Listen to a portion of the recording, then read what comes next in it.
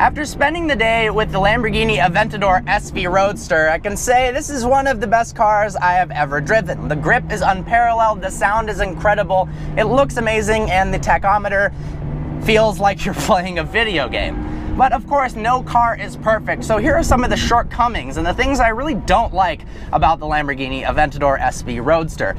First off, the transmission. This car has the single clutch ISR transmission from the Lamborghini Aventador. And there's some problems with that. Single clutch transmissions are good in the sense that they are lightweight, and it was a great technology in the past. But now with lighter weight double clutch transmissions, you have the incredibly fast shifts, in most cases faster than a single clutch, and you also have the daily drivability aspect. Now I understand that this is a car that is more hardcore, more meant for the track, but there are some benefits that this could have, that this car could benefit from if it had a double clutch transmission. One, it feels like when you shift, it throws the balance of the car slightly off. It's so aggressive that if you're shifting while you're slightly curving, the car jerks and it's a little bit scary. Now with the double clutch transmission, the shifts are so smooth, you're able to keep the power down at all times and you don't have that jerky interruption. The other thing is, most of the people who buy this car in general are going to be driving them on the road the majority of the time, not the track. And that means that having the daily drivability of a double clutch transmission is very much preferred. This car, it's difficult to start going forward, it's a little bit jerky, and when you give half throttle shifts, the car sways back and forth in this really unpredictable and rather annoying manner. Second up, the weight of the SV Roadster. Now this car is 110 pounds lighter than the Aventador Roadster, but in US spec, the SV Roadster is 4,000 pounds. As a comparison, the 675 LT Spider is 3,000 pounds. A 4,000 pound car is more akin to something like a family sedan and not an all-out supercar that has hypercar levels of performance. There's no doubt this car is an incredible performer. To lap the Nürburgring in under 7 minutes is a feat that is just incredible. And it's the fastest car other than the Radicals for the money by far. But think about how much better it could be if the car was a lot lighter. And I'm hoping for the next generation of the Aventador, whatever they call that, and when they come out with the SV model, it'll be based on a lighter chassis, potentially a smaller car, and a lighter weight V12. I don't know if they're gonna go to forced induction or not. I know Lamborghini is really opposed to that, but if that does happen, it will drop the weight down.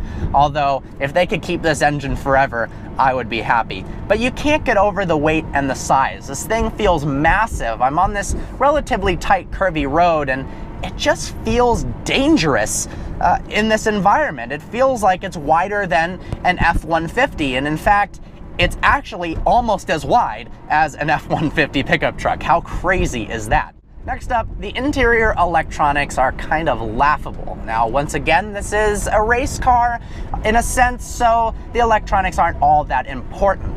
But I kind of feel like they either should have not had it at all, or at least been up to date with current standards. This has a 30-pin plug for an iPhone 3. I mean, what the hell is the point of that? Who buying an SV Roadster still has an iPhone 3? None of them. So in order to get it to connect to an iPhone 7, you've got to have 3 different cables connected to each other that make the cord extremely long, and it's really annoying. Another problem, Bluetooth only works for talking. It doesn't work for streaming music. So you have to actually use CDs or use this ridiculous toggle of many cables attached to each other. Compared to cars that are so much cheaper, and it's not, I don't know if it's a cost thing or what, it certainly isn't a weight thing to be able to add the ability to stream music into the multimedia system. It would be way better. I will say the backup camera is not bad, and the rear visibility isn't as bad as I was expecting. Another issue is storage space. Namely, there isn't a single place to put anything. And I'm serious.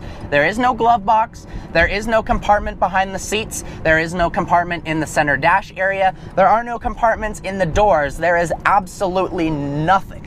They could have had a tiny little space and even cut out the center of the center console like they do in the Huracan to give you a little bit of extra space, and in a way that would have weight savings as well. Instead, if you have things that aren't in your pocket, you either have to put them at your feet, which is annoying if you're the only one in the car and you have stuff at the feet of the passenger seat. It's going to be making a lot of noise as it wiggles back and forth and slams into your expensive Alcantara and carbon fiber. I've got a helmet strap right here and it's jammed in between the door and the seat. That's really the only place I could put it, which is a little silly. Lastly, I can't afford it. I love this car, but man, $720,000 is absolutely an insane amount of money for what you could get for that. I mean, a Rolls-Royce Wraith, you could have a Huracan Spider, you could have a chef as well as a driver for the Rolls-Royce Wraith, or you could have a hell of a nice house. But we're car enthusiasts, so what would we rather have, a nice house or a nice car? Of course, the nice car.